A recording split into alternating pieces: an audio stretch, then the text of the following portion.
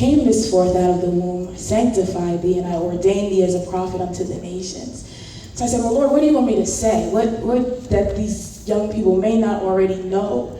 And God told me that I needed to be real and transparent, which is something that I think still lacks in the church right now.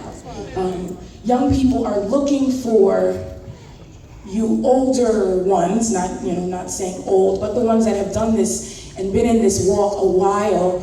We're looking for you to tell us what you've already been through. And I feel as though some of the older seasoned saints, maybe not that they're afraid, or maybe they're thinking that we're not listening, but you won't be real with us. Tell us some of the things you've experienced so that I can avoid that wall that you may have hit. You know what I mean? And I don't, I'm not requiring in-depth detail of everything that you've experienced, but if you know that at the end of this road on the left, there's a cliff there, and you see me headed in that path, but you won't say, I did the same thing, and when I got to the left, I almost fell over. If you won't tell us that, then we'll go and we'll do it, and I think the end result will be worse than if you had just maybe said something. So while studying and doing a little research, I found that one study in particular said that youth, or growing up and being a youth, might be the most challenging time of life. And I believe that most of our defining moments come when we're young. So it's what you've experienced, and it's what you've seen, and it's what you've been, what you've been shown that kind of shapes who you become as an adult. And the Bible is proof, though, that in the same sense that some of the greatest rulers and leaders were our age when God called them. That's right. So when they say it's time to take your place, the theme doesn't suggest that tomorrow or next week or next month is when we're supposed to take our place, but the time is now. And so I think in order for us to understand why it's time to take our place, I think there's a few essential points that we need to know. Those are what I'm going to touch on, and then I'm going to move out of the way. When I was in school, we were taught, 6 specific questions when we were problem solving or writing a paper or anything of that sort. And it was who, what, when, where, how, and sometimes they said why, if it applied to what was going on. And that's what I came to talk about today. Who chose me? What do I have to offer, and why he called me? When am I supposed to move? Where is this going to take me? How can I make a difference, and why did he choose me? Some may ask, who chose me? And I think it's fair enough to say a lot of us in here know, that our parents didn't choose us, and our siblings didn't choose us. Not even our pastors chose us, but God chose you. Yeah. And before you were even a baby, as the scripture says, God knew you. Yeah. So he knew what your name would be. He knew what color your eyes would be. He knew everything about you, and he knew everything that you would be capable of. So if you can just grasp that and get a hold onto that before you even got here, God already knew what you were capable of. And we are capable of more than we know we're capable of. And it's gonna take some of you older ones to show us and push us, because some people are not getting it at home. Some parents aren't telling their children all that they're capable of. Some parents are actually telling their kids the complete opposite. So if you know and you see it inside of a young person, say something to them, say something positive to them that lets them know that I see what it is that you have inside of you and what you can be. The next question I would pose is, what do I have to offer, and what has he called me to? Now, this is a question that I'm still working on myself. And even at 24 years old, you don't have it all together, and you don't know everything, and you don't have all the answers. But there has to come a point when you realize you have everything to offer when you live for Christ. I agree. So what you have to offer to the world when you're living in the world is what you have to offer to the world. But when you're living for Christ, you not only have something to offer to the world to say, look, this is a better way of living, but now you're a benefit to the house of God.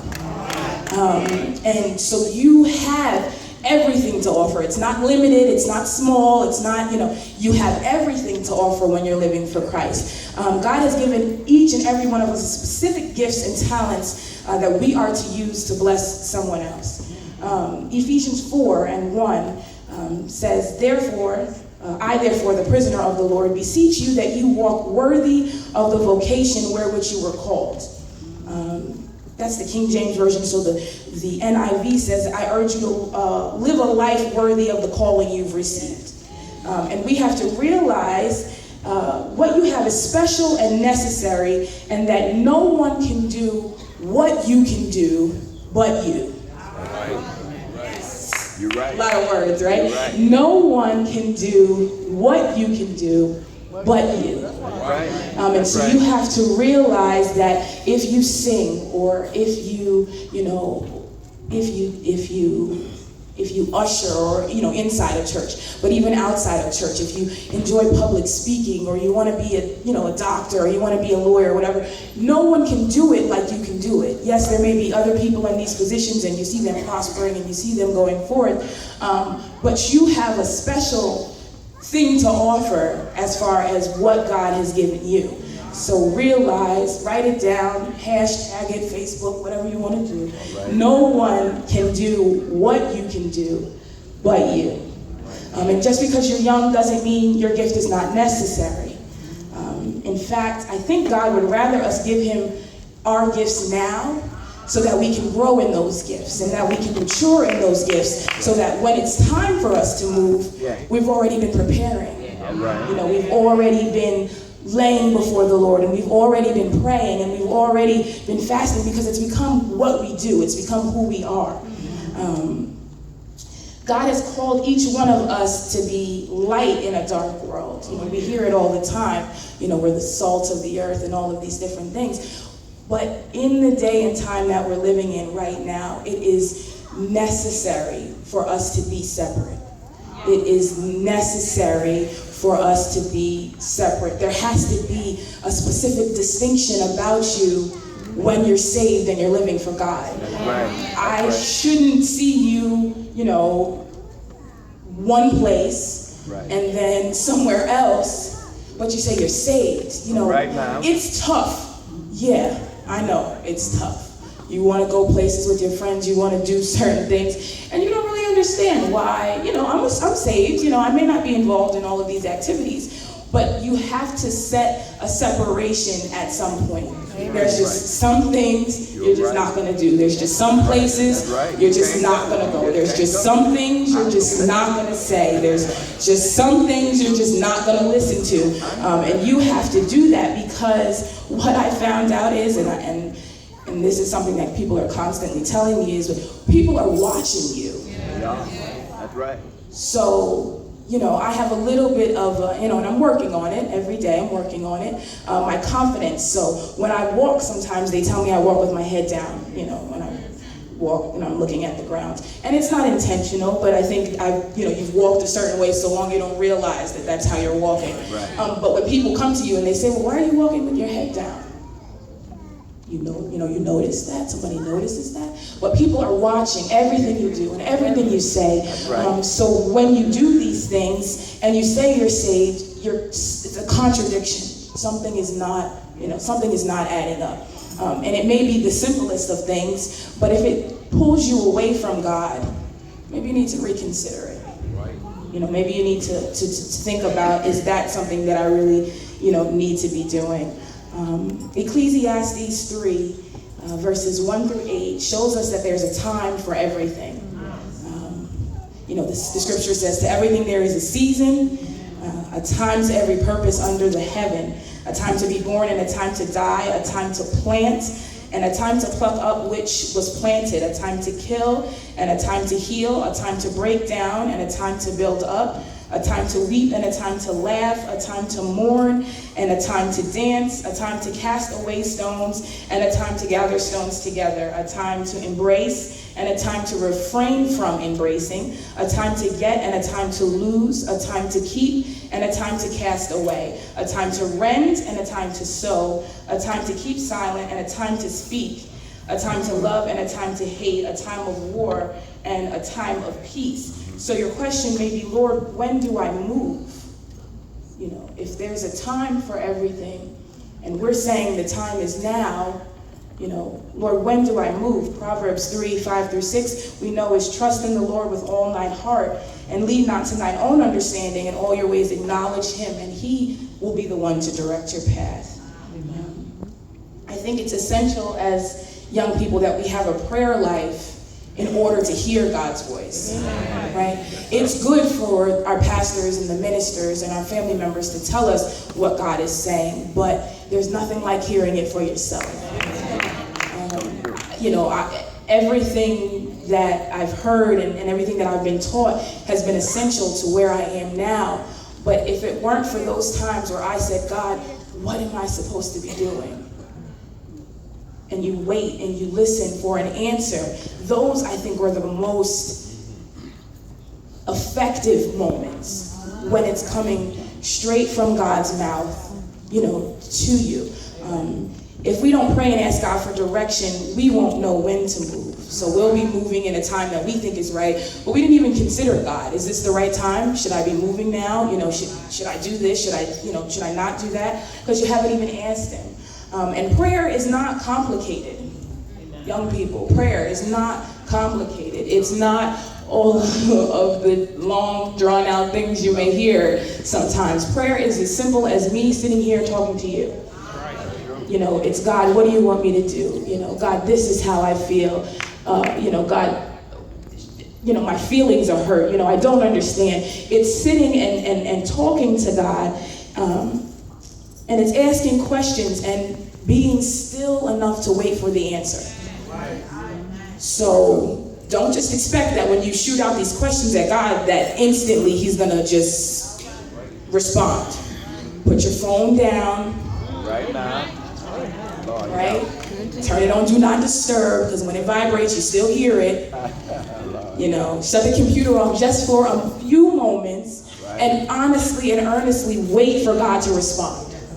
Because he will respond. Yes, he will. May not be what you want to hear.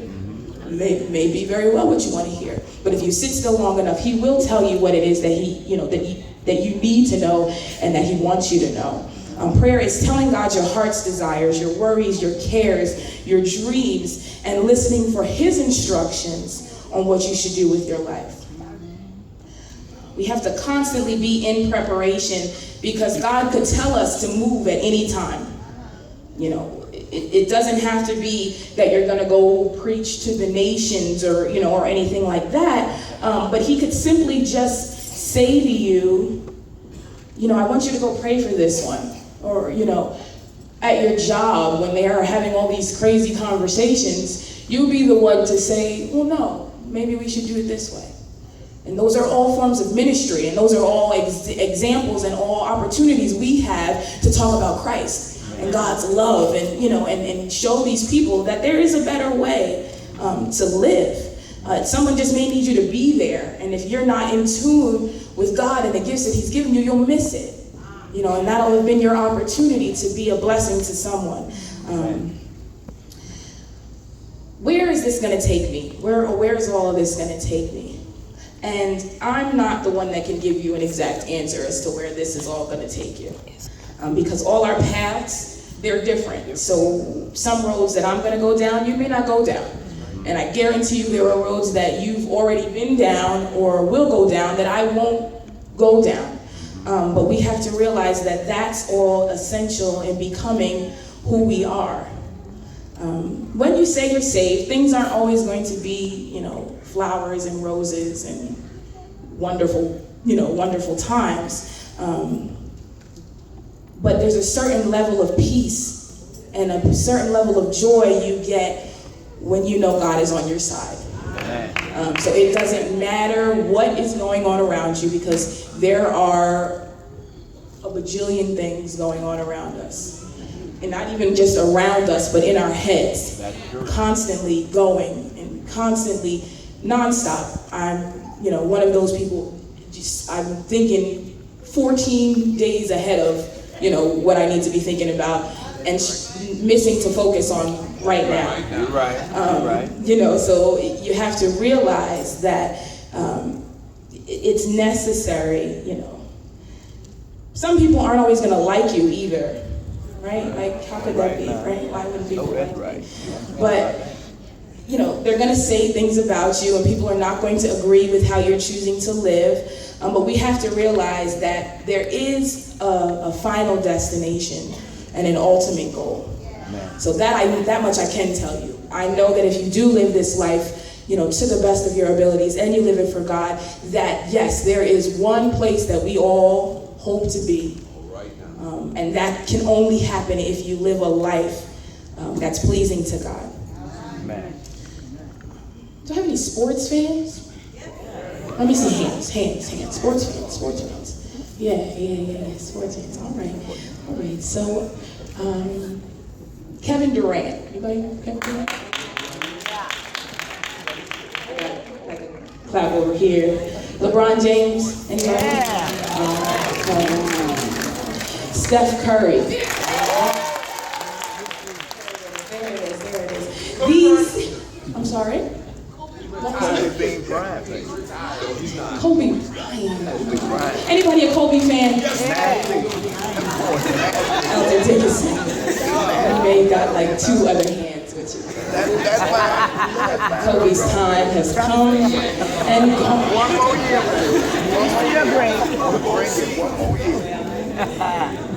But we know that these are prominent people in the sports industry right now. Kevin Durant, he's a small forward, also known as the 3 for my basketball people. Because I like basketball and football and anything that has a ball, baseball, whatever. But the 3 is the most versatile position, they say, in basketball. LeBron James is a power forward. He plays the post, Steph Curry, he's a point guard, which is the 1 or the point. And all of these different people, I'm sorry if you don't know exactly what all of this is that I'm saying, but just follow along. I'm going to bring it in, right? All of these people are essential pieces to their team, right? Any football fans? There we go. Any Giants fans? That wasn't loud enough for me, I'm sorry. Any Eagles fans? Any Cowboys fans? I don't like none of y'all. These Cowboys. None of y'all. But Steph Curry's position as a point guard is the equivalent of being the quarterback in football. This is the position where, yes, you're called to score, but you are really solely responsible for making sure that everything else is running as it should be. So in basketball for Steph Curry, it's ball movement. Yes, we know he can stand 40 feet behind the 3-point line and shoot the ball and make it. But he's solely responsible, really, as the point guard, for making sure that plays are made and successfully. That's the quarterback. The quarterback doesn't always score. Sometimes they do. I'm not really sure how that happens, but sometimes they do. Somebody wasn't where they were supposed to be, but it happens. But their main responsibility is to make sure that these plays are successful. So, somebody may say, well, why did you bring this up? Why did you even, how could you tie that in? But what I want you to realize is that all of these things require you to be in your position. So if you play sports, in school or whatever, for travel teams or anything like that, you know that you are an essential part of a team.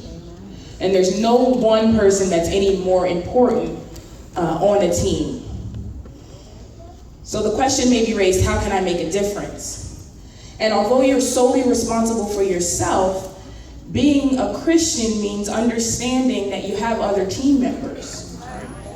You have other brothers and sisters that are relying on you to make sure that you play your part. Because there are times where I'm going to fall short. And there are times where I'm going to be looking for you all to make sure that you pick up my slack. But you can't do that if you're not in your position. And the same thing is if you can't, you're not having a good day, know that to the best of my ability or to any of the other young people's abilities, we can step in and make sure that the job gets done, until you get it together. We're here to do so. And that's how you can make a difference. You're not alone and you're not doing this by yourself. And you have to understand that. Romans 12 talks about how there are many members, but there's one body. So we can't all be doing the same thing. No. Not going to work. The body is not going to function if there are all arms. Right? We all can't be an arm. Please don't have more than one head. It's just frightening to think about. More than one leg. It won't work. No. But we are all functioning to make the body work. And age doesn't play a factor. So you can be of the smallest to the oldest, and you're still influential, and you're still a part of making this thing work. My last point is, why did he choose me? God, there's like 1 billion people in the world. Why me? Because, didn't God know I was going to mess up a lot of times? Yeah, he did. And didn't he know that, sometimes I'm going to say, God, I'm not strong enough for this? Yeah, he knew that too. And didn't he know I would make mistakes? And didn't he know I'd have a little bit of a temper? And that my self-esteem isn't always high enough? And that I would struggle with who I am? Yes. And in all of those things, God knew what it was going to be, and he still chose you. So if that's not like goosebumps on its own, no matter what I'm going to do and what I'm going to experience, God still chose me. God still loves me. God still can use me, as imperfect and as messed up as I am. He can still use me.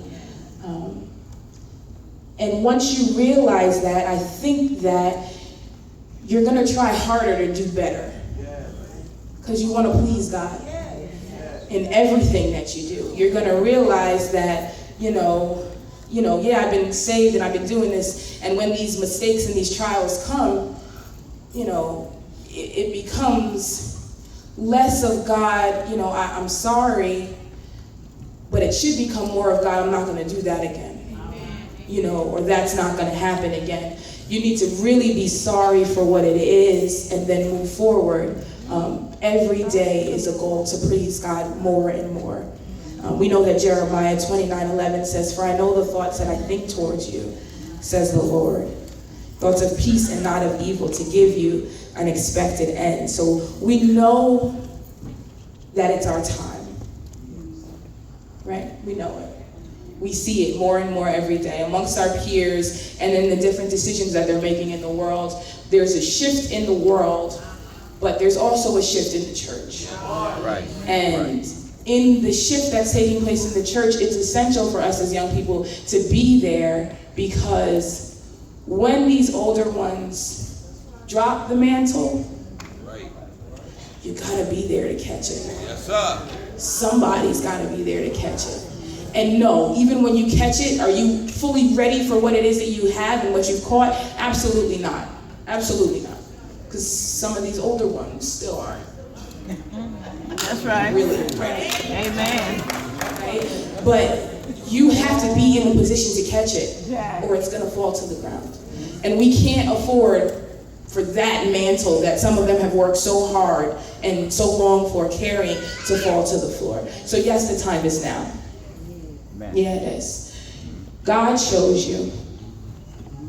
You have everything to offer. When is now. It's now. Where is this going to take you? You have no idea. This life is such a wonderful life to live, especially when you're living it for Christ. It can take you and lead you on so many wonderful paths, but you have to surrender your life completely to God. How will I make a difference? Every day. Every day you'll make a difference. Because when you realize that this is more than just about you and how you feel, you'll then realize that, yeah, no, I'm doing this for somebody else. Because there's somebody else that's not as strong as I am, that's relying on me to be where I'm supposed to be. And why did he choose you? Because he's God. That's right. He didn't ask for your input. He didn't ask for what you thought. Sometimes I don't think he really cares how we feel. Because God, if you knew how I felt, you wouldn't ask this of me. You wouldn't tell me to do this, But it doesn't matter because he chose us. We didn't choose ourselves, in whatever it is that God calls you to do. So I hope I've said something that was, beneficial for someone. I want you all to realize that, we have to become. The church has these pillars, and these older ones are holding up the pillars. They're strong, they're wise, but we have the energy, and we have the strength to do some of the things that they just can't do anymore. And so we're solely responsible for doing this. And we've sat under enough teaching and heard enough sermons and seen God move for the deliverance to know what to do.